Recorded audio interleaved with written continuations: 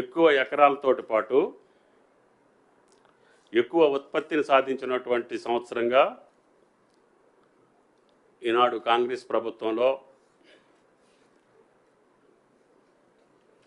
రేవంత్ రెడ్డి గారి నాయకత్వాన గతంలో 146 లక్షల టన్నులు ఉన్నటువంటి 1,46 లక్షల మెట్రిక్ టన్నులు ఉన్నటువంటి ఉత్పత్తి రికార్డు. అది అప్పుడు సెకండ్ ఉండేవాళ్ళం దేశంలో.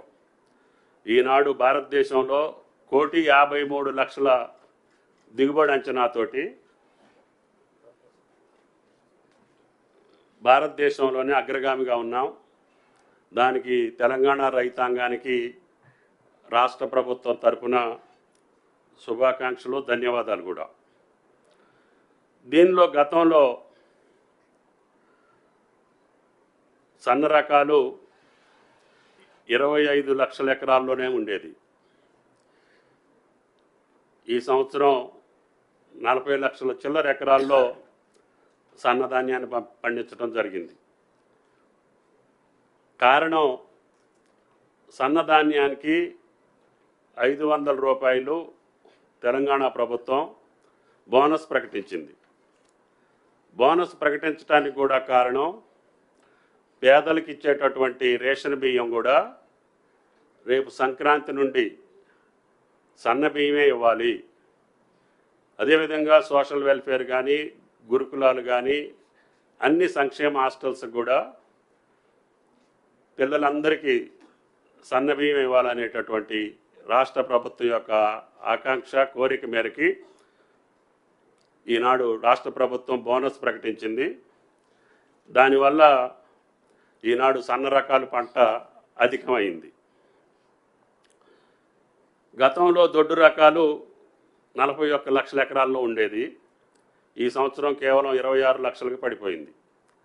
సన్నధాన్యాలే ఎక్కువ ఎకరాల్లో పండించటం మూలన ఈనాడు తెలంగాణ రాష్ట్రంలో మన రాష్ట్రాన్ని అవసరాలే కాకుండా, మన రాష్ట్ర ప్రజల అవసరాలే కాకుండా, దేశ అవసరాలు, ఇతర దేశ అవసరాలకు కూడా మన సన్నధాన్యం పోయే అవకాశం వచ్చింది.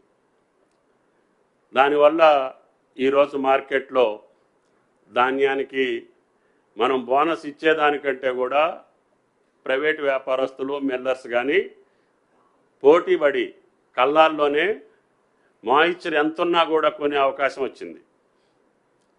మనమేమో కేంద్ర ప్రభుత్వం యొక్క నిబంధనలకు అనుగుణంగా ఎఫ్సిఐ నియమించినటువంటి నిబంధనలు 17% మాయిశ్చర్కే మనం కొనాలి.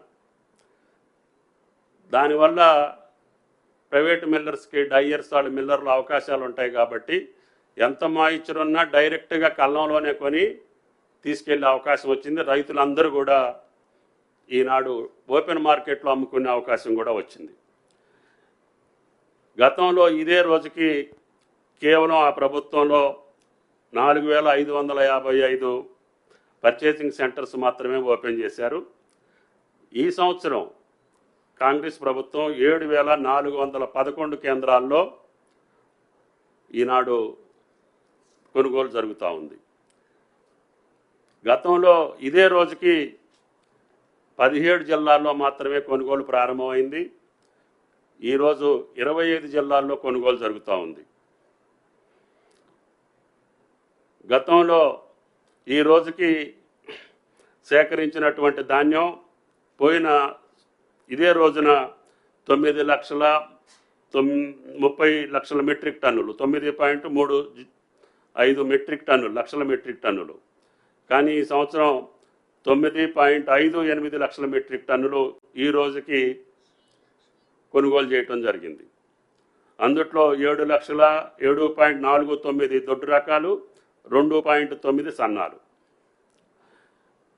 గతంలో ఇదే రోజుకి 2,060 కోట్లు మాత్రమే విలువ కలిగినటువంటి ధాన్యాన్ని కొనుగోలు చేశాం. ఈ సంవత్సరం 2,222 కోట్ల రూపాయలు కొనుగోలు చేయటం జరిగింది ఈ రోజుకి. అదేవిధంగా రైతుకు చెల్లించింది గతంలో ఇదే రోజున కేవలం 422 కోట్లు మాత్రమే. కానీ ఇప్పుడు ఈ రోజుకి ఈ ప్రభుత్వం చెల్లించింది 622 కోట్లు. గతంలో బోనస్ అనేది లేదు. కానీ మేము ఇప్పుడు సన్న రకాలన్నిటికీ కూడా 500 రూపాయలు బోనస్ ఇస్తున్నాం. బోనస్ చెల్లింపు కూడా మొదలైంది. కాబట్టి దయచేసి ఇన్ని వాస్తవాలను కళ్ళ ముందు పెట్టుకొని అధికారం కోల్పోయినటువంటి రాజకీయ పార్టీ ఒకటి, అధికారం కావాలనుకొని కేంద్రంలో ఉన్నటువంటి పార్టీ ఒకటి, ఆ ప్రబుద్ధులు ప్రతిరోజు రైతు యొక్క ఆత్మస్థైర్యాన్ని దెబ్బతీయడానికి ప్రయత్నం చేస్తున్నారు. దురదృష్టం వాతావరణం కూడా అక్కడక్కడ చిరుజల్లులు పడటం, ఈ యొక్క మొదటి రోజు నుంచే, ఈ నెల మొదటి వారం నుంచే దీపావళి అయిపోయాకనే హార్వెస్టింగ్ మొదలైంది. అయినా సరే ప్రభుత్వం అన్ని చర్యలు తీసుకొని సుమారు గ్రామానికి ఒక కొనుగోలు కేంద్రాన్ని ఏర్పాటు చేశాం. తెలంగాణలో ఎన్ని రెవెన్యూ గ్రామ పంచాయతీలు ఉన్నాయో కుడి ఎడంగా అన్ని గ్రామ పంచాయతీల్లో కూడా కొనుగోలు జరుగుతుంది. ఉత్పత్తి పెరిగింది, అదేవిధంగా కొనుగోలు పెరిగింది, పేమెంట్లు పెరిగినాయి. అయినా సరే ధాన్యాన్ని 17% మాయిశ్చర్కి అమ్మాలి అంటే రైతు పొలంలో నుంచి తీసుకొచ్చి రోడ్డు మీద ఆరబోసుకోవాలి. 3-4 రోజులు ఆరబోస్తే తప్ప మాయిశ్చర్ 17%కి రాదు. అదేవిధంగా బయటికి ఓపెన్ మార్కెట్లో అమ్ముకోవటానికి ఆరబోయాల్సిన పని లేదు. ఆ ఆరబోసిన రైతుల దగ్గరికి పోయి వీళ్ళు కాకిగోలు చేసే ప్రయత్నం చేస్తున్నారు. అధికారం పోయినంత మాత్రాన అంత అల్లకొల్లం అవ్వాల్సిన పని లేదు, అంత ఆదుర్ద పడాల్సిన పని లేదు, అంత ఆతృత పడాల్సిన పని లేదు. సరే, వాళ్ళ పార్టీ విత్ ఇన్ ది పార్టీలో వైరుధ్యాలు ఉండొచ్చు, లేకపోతే ఆధిపత్య పోరు ఉండొచ్చు, లేకపోతే 2 పార్టీల మధ్య ఆధిపత్య పోరు ఉండొచ్చు, ఈ రాష్ట్రంలో తర్వాత స్థానం ఎవరు ఆక్రమించుకోవాలనే కోరికలు ఉండొచ్చు, లేకపోతే ఈ పార్టీలో ఎవరు అది మళ్ళీ లైమ్ లైట్లో ఉండాలనే ఆధిపత్య పోరు ఉండొచ్చు. కానీ మీ ఆధిపత్య పోరు కోసం రైతాంగాన్ని బలిపెట్టాలనో, రైతాంగాన్ని ఆందోళన పరచాలనో, ఆయన్ని ఇబ్బంది పెట్టాలనేటటువంటి రాజకీయ ప్రయత్నం మీ యొక్క తప్పుడు విధానం అని చెప్పి ఆ ఇరు పార్టీలకి విజ్ఞప్తి చేస్తున్నాం. కాబట్టి దయచేసి మంచి పంట పండింది, దిగుబడి ఎక్కువ వచ్చింది, ఓపెన్ మార్కెట్లో మంచి ధర ఉంది, రైతుకు రూపాయి వచ్చే కాడు అమ్ముకునే అవకాశం ఇచ్చాము. మేము ఎక్కడా కూడా రిస్ట్రిక్షన్ పెట్టట్లేదు. ఓపెన్ మార్కెట్లో రూపాయి వస్తే అమ్ముకోమని చెప్తున్నాం.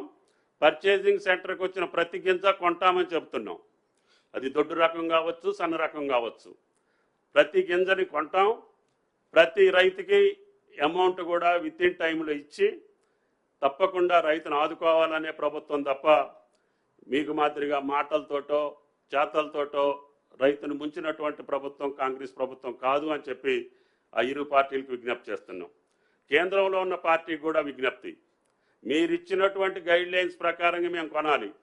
మీకు అంత ప్రేమ ఉంటే, అంత అభిమానం ఉంటే, రైతుల మీద అంత మక్కువ ఉంటే, నిజంగా రైతాంగం కోసం మీరు మాట్లాడే పద్ధతి ఉంటే ఆ యొక్క గైడ్ లైన్స్ని కొంచెం మార్చండి. మాయిశ్చర్ యొక్క విధి విధానాలు మార్చండి. అది కాటన్లో కావచ్చు, వరిలో కావచ్చు. ఆ ప్రయత్నం చేయకుండా అన్ని రాష్ట్రాల కంటే ఎక్కువ పంట పండించినటువంటి తెలంగాణ రైతుని ఈరోజు మీరు ఆగం చేయాలని ముందుకొస్తే అది మీ వినాశనానికి తప్ప వేరేది కాదు అని చెప్పి ఆ ఇరు పార్టీ నాయకులకి విజ్ఞప్తి చేస్తున్నాం.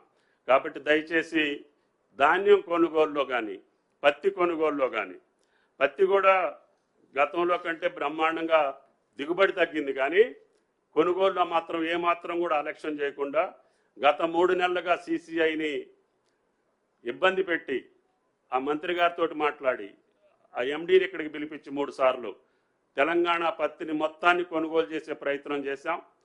పెద్ద ఎత్తున పత్తి కొనుగోలు కూడా జరుగుతుంది. ఎక్కడైనా ఏదైనా టెక్నికల్గా సమస్య వస్తే రైతులకు కూడా మేము విజ్ఞప్తి చేశాం. దయచేసి మీకు ధర కావాలంటే మాయిశ్చర్ మెయింటైన్ చేసుకోండి, వాతావరణం కూడా మీకు అనుకూలంగా ఉంది, తప్పకుండా తెలంగాణ రైతాంగం పండించినటువంటి ప్రతి పంటని కొనుగోలు చేస్తామని చెప్పి విజ్ఞప్తి చేస్తూ, రాజకీయ పార్టీలు ఎప్పుడు కూడా రైతును బలిపశువు చేసే విధానానికి పాల్పడొద్దు. మీ రాజకీయ లక్ష్యాలు ఛేదించాలంటే వేరే మార్గాలు ఉంటాయి. ప్రభుత్వం వాస్తవంగా తప్పు చేస్తే మీ తప్పును మేము సరిదిద్దుకోవటానికి మేము సిద్ధంగా ఉన్నాం. కానీ ఇన్ని ప్రయత్నాలు చేసి దేశంలో ఎక్కడా లేనటువంటి విధంగా ఈనాడు వ్యవసాయ బడ్జెట్ని పెంచి సుమారు 47,000 కోట్లు ఏ బడ్జెట్లో కూడా ఈ రాష్ట్రంలో ఈ దేశంలో అంత పెద్ద మొత్తాన్ని కేటాయించినటువంటి రాష్ట్రం లేదు. అటువంటి రాష్ట్రాన్ని పట్టుకొని కష్టపడ్డటువంటి రైతుని మీరు కన్నీళ్లు పెట్టి ఇవ్వాలని చెప్పో, లేకపోతే కృత్రిమమైనటువంటి కార్యక్రమాలు నిర్వహించి తాత్కాలికంగా మీరు శునకానందం పొందొచ్చు. అది మంచిది పద్ధతి కాదు రాజకీయ పార్టీలకు అని చెప్పి విజ్ఞప్తి చేయదలుచుకున్నాం. కాబట్టి దయచేసి మేము అన్నటువంటి ప్రతి మాట రైతుకు సంబంధించి 2 లక్షల రుణమాఫీ చెప్పాం. అది ఆగస్టు 15కి 2 లక్షల లోపు ఉన్నటువంటి వాళ్ళందరికీ చేశాం. 2 లక్షల పైన ఉన్నటువంటి వాళ్ళకు కూడా రేపు రైతు సదస్సులో మిగిలినటువంటి వాళ్ళకి ఎప్పుడు ఇస్తాం, ఏ రకంగా ఇస్తాం, మొట్టమొదటి సంవత్సరంలోనే మేము తప్పకుండా రుణమాఫీ పూర్తి చేస్తామని చెప్పి కూడా ముఖ్యమంత్రి గారు కేబినెట్ నిర్ణయించుకున్నాం. తప్పకుండా ఆ కార్యక్రమాన్ని కూడా పూర్తి చేసే బాధ్యత మాది. దాని తర్వాత రైతు భరోసా కూడా సబ్ కమిటీ నివేదిక వచ్చిన తర్వాత తప్పకుండా రైతు భరోసాను కూడా కంటిన్యూ చేయాలనేది మా ప్రభుత్వం యొక్క లక్ష్యం. అంతేకాకుండా పంట బీమాని కూడా ఈ సంవత్సరం క్యాబినెట్లో చర్చించి ఏ పంట అయినా సరే, ఏ రైతు అయినా సరే నష్టపోతే తప్పకుండా రైతును ఆదుకోవాలి. అవసరమైతే ఆ రైతుల యొక్క ప్రీమియం కూడా రాష్ట్ర ప్రభుత్వం భరాయించి అకాల వర్షాలకో ప్రకృతి వైపరీత్యాలకో నష్టం జరిగితే ఆ పంట నష్టం వచ్చేటట్టుగా రైతును ఆదుకోవాలన్న ఏకైక ప్రభుత్వం భారతదేశంలో తెలంగాణ ప్రభుత్వం. ఇన్ని కార్యక్రమాలు చేస్తున్నటువంటి ప్రభుత్వం, గతంలో వాళ్ళు ఎగవేసినటువంటి రైతు బంధుని చెల్లించినటువంటి ప్రభుత్వం, అదేవిధంగా అన్ని డిపార్ట్మెంట్లో ఉన్నటువంటి బాకీల్ని తీర్చి కొత్త విధానానికి పోతా ఉన్నాం. కాబట్టి దయచేసి తెలంగాణ రైతుని ఇబ్బంది పెట్టేటటువంటి మీ రాజకీయ క్రీడ మానేయమని చెప్పి ఆ రాజకీయ పార్టీలకు విజ్ఞప్తి చేస్తున్నాం. Thank you. శ్రీధర్ బాబు గారు మాట్లాడవలసిందిగా కోరుతున్నాం. అసలైన తొలి వెలుగు. ఫాలో వాట్సాప్ @తొలి వెలుగు అఫీషియల్.